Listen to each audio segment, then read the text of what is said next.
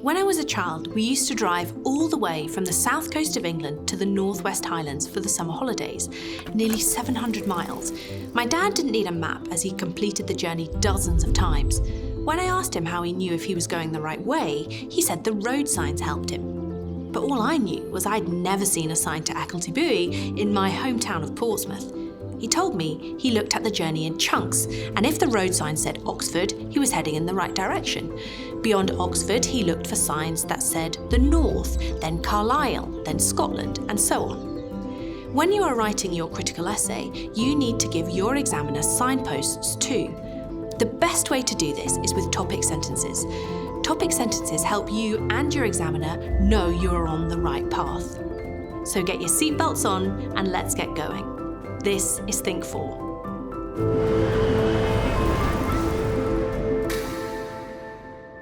A topic sentence states clearly and concisely what will be discussed in the subsequent paragraph or section of your essay.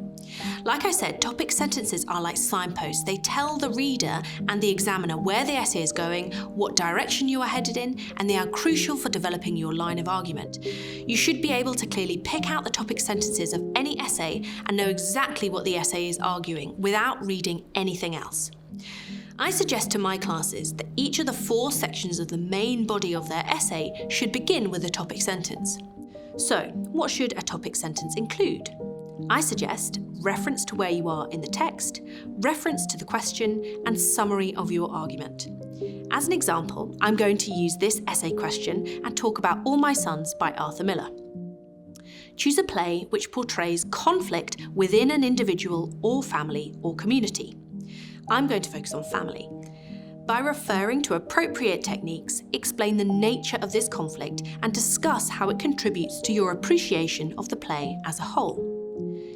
To begin with, this essay does not direct me to start in a particular part of the play, so I will work through in chronological order. Not only is that easier for you, the writer, but it also helps the examiner who may not have ever read your chosen text. I suggest that topic sentences all include a reference to where you are in the text. For example, my first topic sentence may start with, in the opening scene of the play. And later topic sentences might start as the play progresses, or at the turning point of the play, or during the climax of the play, or in the climactic scene. You don't have to use these as sentence starters. You can include your reference to where you are anywhere in your topic sentence. Just make sure you include it. You also need to make reference to the question in every topic sentence. In this case, the key word of the question that needs to appear in every topic sentence is conflict. This shows the examiner that you are focusing on the question throughout. Finally, you need to include a brief summary of your argument. Each topic sentence needs to lead on from the next, guiding the examiner through your essay. What I would do is break down my argument into 4 chunks, and these form each of the 4 sections of the main body. Let's have a look at an example topic sentence. During the opening act of the play, the tension builds between Chris and Joe, and conflict erupts when they reveal their differing views on social responsibility. We have a reference to where we are in the play, a reference to the question, and a brief summary of my argument. Topic sentences don't just help the examiner, they help you too.